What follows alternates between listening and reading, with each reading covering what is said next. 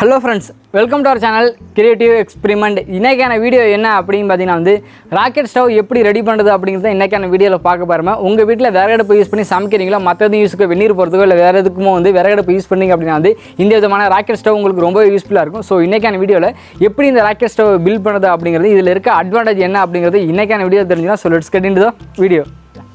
Okay நம்மளோட rocket stove வந்து நம்ம மெட்டல் பைப்பில் கூட பண்ணலாம். அப்படி மெட்டல் பைப்பில் பண்ணும்போது வந்து ஆட்டோமேட்டிக்காக அதோட காஸ்ட் ரொம்பவே அதிகமாகும். ஸோ அது ரொம்ப சீப் அண்ட் பெஸ்ட்டாக சிம்பிளாக இந்த செங்கலில் பண்ணலாம் அப்படின்னு செங்கல் எடுத்து வச்சிருக்கேன். மொத்தமாக எத்தனை செங்கல் எடுத்து வச்சிருக்கேன் அப்படின்னு பார்த்தீங்கன்னா 26 கல் எடுத்து வச்சிருக்கேன். 26 கல் முழு செங்கலாகவும் 2 பாதி கல் எடுத்து வச்சிருக்கேன். அண்ட் அடுத்ததாக பார்த்தீங்கன்னா வந்து இது போல் ஒரு மெட்டல் மெஷும் எடுத்து வச்சிருக்கேன். இந்த மெட்டல் மெஷ் ரொம்பவே முக்கியமானது. ஸோ எப்படி இந்த ராக்கெட் ஸ்டவ்வுக்கு கல் அடுக்கிறது அப்படிங்கிறத தெரிஞ்சுக்கலாம் ஃபஸ்ட்டு நம்ம. ஓகே நான் இந்த ராக்கெட் ஸ்டவ்வை அவுட்டோரில் பண்ணுறேன் அப்படிங்கிற ரீசன்னால் வந்து எந்த எக்ஸ்ட்ரா ப்ரொடக்ஷன் கொடுக்கல. இன்கேஸ் நீங்கள் வீட்டுக்குள்ளேயே இல்லை ரூம்குள்ளேயே பண்ணீங்க அப்படின்னு நினச்சிங்கன்னா வந்து ஃபஸ்ட் லேயராக மணல் போட்டுட்டு அதுக்கு மேலே நான் அந்த அடுக்கிற மாதிரி கல்லை அடுக்கிங்க. அப்போ தான் கரெக்டாக இருக்கும். ஃபஸ்ட்டு என்ன பண்ணணும் அப்படின்னு பார்த்தீங்கன்னா செங்கல் எடுத்து தரையை சமப்படுத்திக்கணும். சமப்படுத்திட்டு அடுத்த இந்த கல்லை இப்படி வச்சுட்டு அடுத்த பார்த்தீங்கன்னா இது போல் அரக்கல் இருக்குது. அந்த அரக்கல் எடுத்து இப்படி வச்சுக்கணும்.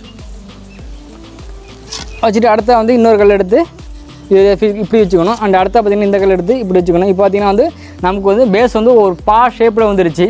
அண்ட் அடுத்த பார்த்திங்கன்னா வந்து பா ஷேப்பில் வந்த பிறகு இது போல் இந்த மெட்டல் மெஷ் எடுத்து வச்சுக்கணும். இந்த மெட்டல் மெஷ் எதுக்கா அப்படின்னு பார்த்திங்கன்னா வந்து இது மேலே வந்து நம்ம விறகு வச்சு எரிக்க போகிறோம். விறகு எரிக்கும்போது வந்து ஆஷையெல்லாம் கீழே கொட்டும். ஸோ அதனால் இந்த மெட்டல் மெஷ் ரொம்ப கட்டாயம். அண்ட் அடுத்த வந்து இது மேலே செங்கல் அடிக்கலாம் மிச்சக்கல்ல. இப்படி ஒரு முழுக்கல் எடுத்து வச்சுக்கலாம். அண்ட் அடுத்துக்கு மேலே வந்து இந்த பாதிகள் எடுத்து வச்சுக்கலாம். அண்ட் அடுத்ததுக்கு மேலே வந்து இந்த கல் எடுத்து வச்சுக்கலாம். ஓகே நம்ம ராக்கெட் ஸ்டவோட பேஸ் இப்போ ஃபுல்லாக கம்ப்ளீட் ஆகிடுச்சு. பாருங்கள் ஒரு பா ஷேப்பில் இருக்குது.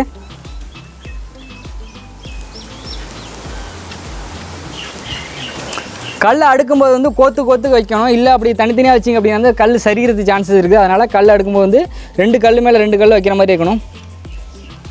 பார்த்திங்கன்னா வந்து இப்படி ஒரு கல் வைக்கிறேன்னா இந்த கல் ஆஃப் கல்லையும் படுது, இந்த முழு கல்லையும் படுது. அதே போல் இந்த கல் வைக்கிறோம் அப்படின்னா வந்து இந்த கல்லையும் படுது, இந்த கல் படுது. இப்படி நிற்கும்போது வந்து கோத்து நிற்கும். அதே போல் இந்த கல் வேறு இதுலேயும் படுதா. அதே போல் வந்து இந்த கல் இதுலேயும் படுற மாதிரி வச்சுக்கிறேன். இப்படி வச்சோன்னா மட்டும்தான் வந்து நமக்கு ராக்கெட் ஸ்டவ் வந்து ஸ்ட்ராங்காக நிற்கும். அந்த கல் அடுக்கிறது ஸ்ட்ராங்காக நிற்கும்.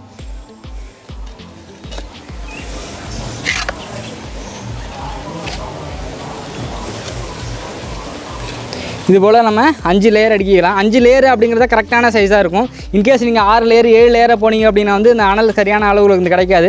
5th லேயர் இருக்கும்போது வந்து கீழே இருக்கக்கூடிய விறகோட அனல் வந்து கரெக்டான அளவுக்கு பாத்திரத்துக்கு வந்து சேரும். மேலே போக வந்து பாத்திரத்துலேருந்து வெறும் புகை மட்டும் தான் வந்து சேரும் நமக்கு. ஸோ அதனால் வந்து 5 லேயர் இருக்கிறது தான் ரொம்ப கரெக்டாக இருக்கும். கல் எடுக்கும்போது வந்து நகராமல் கரெக்டான சைஸில் வச்சுங்க. அந்த ரொம்பவே முக்கியம் கரெக்டான சைஸில் இருக்குது.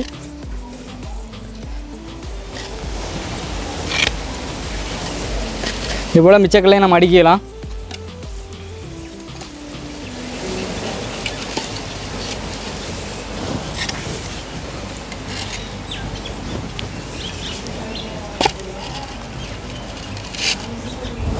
ஓகே நம்ம 5th லேயருக்கு வந்தாச்சு. 5th லேயர் அடிக்க முடிச்சிட்டோம் அப்படின்னா வந்து நம்மளோட ராக்கெட் ஸ்டவ் ஃபுல்லாகவே கம்ப்ளீட் ஆகிடும்.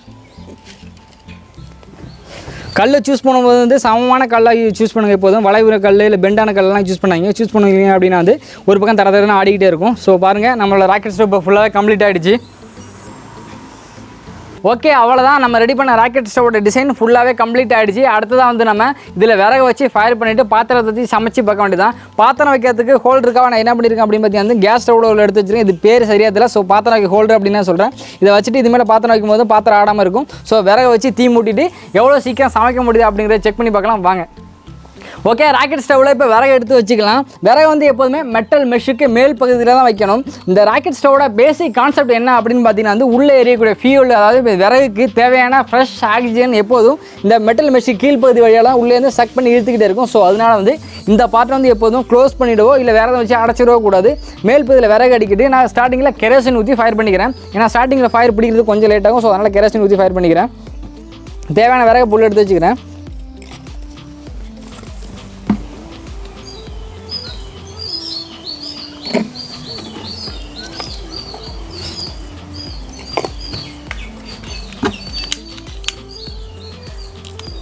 ஓகே ஃபயர் பண்ணியாச்சு. ஃபயர் மேலே ஒன்று பிடிக்க ஆரம்பிச்சிடும். ஸோ அதனால் வந்து நம்ம தேவையான விறகெல்லாம் உள்ளே திணிச்சிக்கலாம். ஓகே, பார்த்தீங்க அப்படின்னா வந்து நம்மளோட ராக்கெட் ஸ்டவ்வில் ஃபயர் நல்லாவே கேட்ச் ஆகிடுச்சு. ஃப்ளேம் எப்படி வருது பாருங்கள், நல்லா புஸ்ஸு அப்படின்ட்டு நல்லா வருது பார்த்தீங்களா. இப்போ வந்து பாத்திரத்தை வச்சு நம்ம வந்து குக் பண்ணி பார்க்க வேண்டியது தான். ஸ்டார்டிங்கில் மட்டும்தான் கொஞ்சம் டைம் டிலே ஆகும். அந்த டைமில் வந்து புகை அதிகமாக வரும். ஒன்ஸ் ஃபயர் கேட்ச் ஆகிடுச்சு அப்படின்னா வந்து புகையோட அளவு ஆட்டோமேட்டிக்காக சுத்தமாக குறைஞ்சிரும். ரொம்பவே கம்மியாக தான் அளவில் புகை வரும். பார்த்தீங்கன்னா ஃபயர் எப்படி வருது அப்படிங்கிறத உங்களால் பார்க்க முடியும். பாருங்கள் எவ்வளோ வேகமாக எவ்வளோ ஃபோர்ஸாக வருது அப்படிங்கிறது. பார்த்தீங்கன்னா வந்து கொள்ளு பட்டறைலாம் ஏர் ப்ளோவர்னு வச்சுருப்பாங்க. ஏர் ப்ளோவர் வச்சுட்டு ஊதும் போது வந்து பார்த்திங்கன்னா ஃபயர் சீக்கிரம் கேட்ச் ஆகும். அது மாதிரி தான் கேட்ச் ஆகி செம்மையாக ஃபயர் வந்துட்டு இருக்குது. ஸோ நம்ம அடுத்த வந்து பாத்திரத்தை வச்சு சமைச்சு பார்க்க வேண்டியது தான். வாங்க சமைக்கலாம்.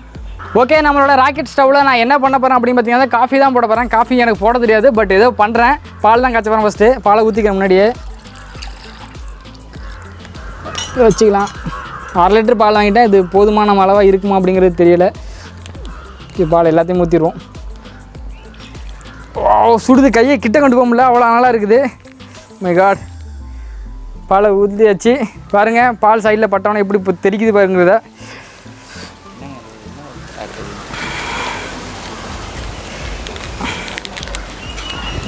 ஓகே, அடுப்பு நல்லா தள்ளி வச்சுக்கலாம். இப்போ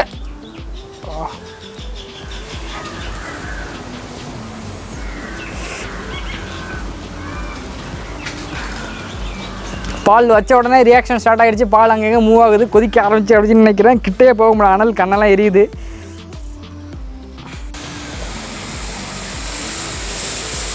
பாலை கொதிக்க வச்சு ஒரு 5 இல்லை 6 நிமிஷம் தான் இருக்கும். பால் சீக்கிரமே பொங்கி வர ஆரம்பிச்சிருச்சு. எவ்வளோ ஹீட்டை ப்ரொடியூஸ் பண்ணுது அப்படிங்கிறது நீங்கள் எனக்கு கண் கூட பார்க்கலாம். Wow, success. ஒரு இதே பாலை கொதிக்க வச்சாச்சு. ஆனால் அடுத்து என்ன பண்ணுறோம் அப்படிங்கிறது இல்லை. டீ தூளை பண்ணுமா ஜீனியை பண்ணுமா அப்படிங்கிறது தெரியல. தெரில வச்சான் உண்மையிலே. பார்க்கலாம் என்ன பண்ணுறோம் அப்படின்ட்டு. இல்லாட்டி இப்படியே பாலையை காய்ச்சி குடிச்சிட வேண்டியதான். ஓகே, பாலை காய்ச்சி முடிச்சாச்சு. அடுத்ததாக வந்து டீயை போட்டு குடிக்க வேண்டியதான். டீ போட்டு குடிக்கிறதுக்கு முன்னாடி வந்து நம்ம இந்த ராக்கெட் ஸ்டவ் எப்படி ஒர்க் பண்ணுது அப்படிங்கிறத தெரிஞ்சுக்கலாம். நார்மல் விறகடுப்புக்கும் இந்த ராக்கெட் ஸ்டவ்க்கு என்ன வித்தியாசம் அப்படின்னு பார்த்தீங்கன்னா வந்து நார்மல் விறகடுப்பில் நீங்கள் விறகை ஃபில் பண்ணிவிட்டு ஃபயர் பண்ணிங்க அப்படின்னா வந்து விறகு எரியறதுக்கு தேவையான ஃப்ரெஷ் ஆக்சிஜன் கிடைக்கிறது நிறைய வித காம்ப்ளிகேஷன் இருக்கும். ஸோ அந்த ஒரு ரீசனால் வந்து விறகடுப்பில் பார்த்தீங்கன்னா வந்து கறியாக உருண்டையாக கறி அப்படியே இருந்துகிட்டே இருக்கும். அந்த ஃபியூல் ஃபுல்லாக கன்சியூம் ஆகாது, புகையும் அதிகமாக வரும்.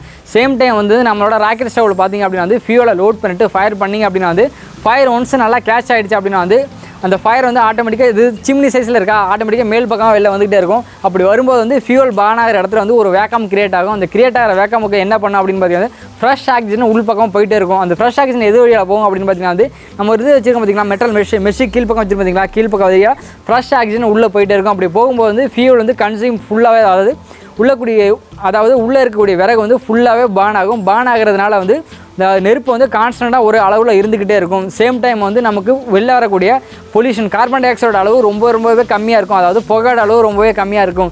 இந்த மெத்தடில் பண்ணும்போது வந்து நமக்கு எஃபிஷியன்சி ரொம்பவே அதிகமாக இருக்கும். இதில் மெயின்டெனன்ஸ் அப்படின்னு பார்த்தீங்கன்னா அது மெஷ் வச்சுருக்கோம் பார்த்தீங்கன்னா, மெஷ் கீழே எரிஞ்சு வரக்கூடிய ஆஷை மட்டும் அடிக்கடி ரிமூவ் பண்ணுற மாதிரி இருக்கும். ரிமூவ் பண்ணால் தான் ஃப்ரெஷ்ஷான ஆக்சிஜன் உள்ளே போகிறது ஈஸியாக இருக்கும். அண்டு நீங்கள் நார்மல் விறகடுப்பில் ஒரு கட்டு விறகை யூஸ் பண்ணி ஒரு சமையலை செஞ்சு முடிக்கிறீங்கன்னா அதே போல் அந்த விறகை வச்சுக்கிட்டே நீங்கள் இந்த ராக்கெட் ஸ்டவ்வில் சமைச்சிங்க அப்படின்னா வந்து அந்த அரைக்கட்டு விறகை வச்சு நீங்கள் உங்களோட சமையலை ஃபுல்லாக செஞ்சு முடிச்சிட முடியும். அரைக்கட்டு விறகு வந்து நமக்கு மிச்சமாகும். இதுக்கு காரணம் என்ன அப்படின்னு பார்த்தீங்கன்னா ஃபியூல் ஃபுல்லாகவே கன்சியூம் ஆகாத விறகு ஃபுல்லாக எரியிற ஒரு ரீசனால் வந்து நமக்கு அரைக்கட்டு விறகு மிச்சமாகும். அண்ட் இது போல் வீடியோஸ் வேணும் அப்படின்னா நம்ம சேனலை மறக்காமல் சப்ஸ்கிரைப் பண்ணி உங்கள் சப்போர்ட்டை காட்டுங்க. மீண்டும் மற்றொரு சூப்பரான வீடியோவில் நான் வந்து உங்களை பார்க்குறேன். அது உங்களது இருப்பது உங்கள் பாலா. பாய் ஃப்ரெண்ட்ஸ், டீயை குடிக்கலாம் வாங்க.